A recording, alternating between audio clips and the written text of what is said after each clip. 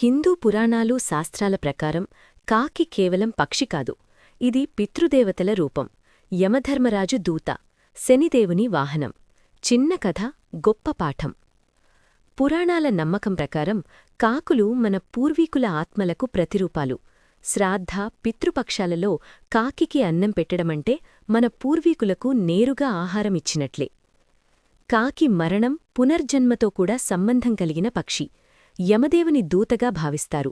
అలాగే శనిదేవుని వాహనం కావడంతో శనివారాల్లో కాకికి ఆహారం పెట్టడం శుభం.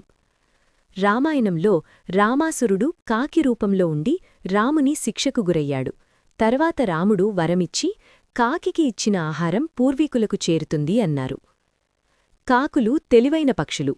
ఎడమ, కుడి సంచారం కూడా శుభసూచనగా భావిస్తారు. కాబట్టి కాకిని చిన్నగా చూడకండి. ఇది మనకు పితృస్మరణ, ధర్మం, జ్ఞానం, శుభ సంకేతాలను అందించే పవిత్ర పక్షి. మా వీడియో మీకు నచ్చితే లైక్ చేయండి, షేర్ చేయండి. ఒకరోజు అమ్మమ్మ తాతయ్య చెప్పిన కథలు ఛానల్ని సబ్స్క్రైబ్ చేయండి.